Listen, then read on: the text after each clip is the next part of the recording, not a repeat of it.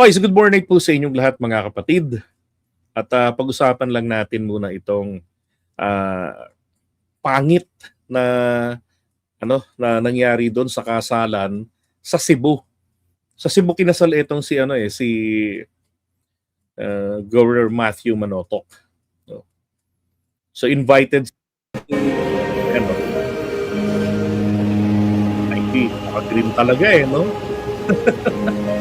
Hindi pa niya in-invite sila Sara eh.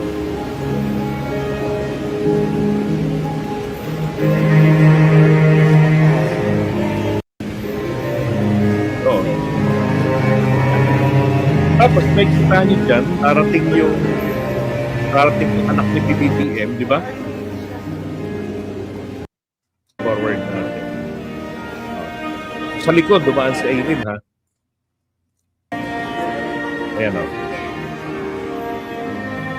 Kasama yung anak yata niya yun. Diba? Dead ma agad doon, o. Ito. Tumitingin yung anak ni Irene. Tingin ko anak niya yan. Hindi pinapansin ni Irene.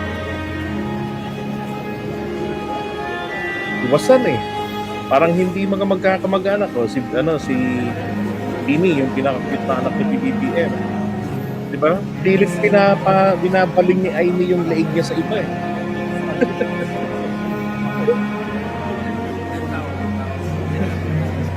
Kaya nga sana ginawa na lang niyang ninang para masaya.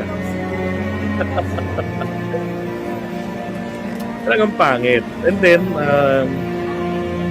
hindi mo rin masisisi na etong si Dini ay hindi babati sa kanya. Eh di ba? Ako man eh. Baka nga hindi pa ako dadalo dyan kung hindi dahil sa pinsan. Ako yan kay Dini. Tingin ko kaya nandyan siya eh. Dahil sa pinsang buo niya. Yung groom. Pero napaka-awkward na pumunta dyan dahil yung tiyahin mo, buong pamilya kayo, pinangalandakan sa rally pa ng Iglesia ni Cristo, di ba?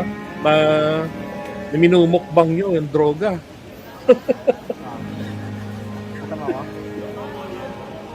Ay, nako.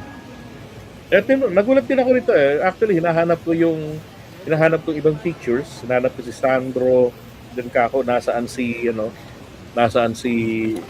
PBBM, nasaan si Attorney Liza, di ba?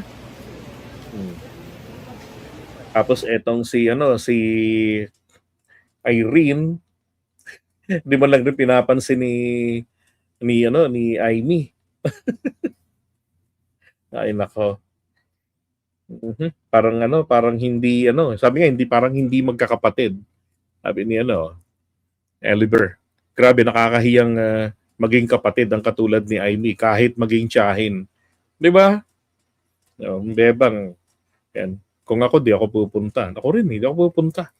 Magano lang ako, insan, sensya na ha.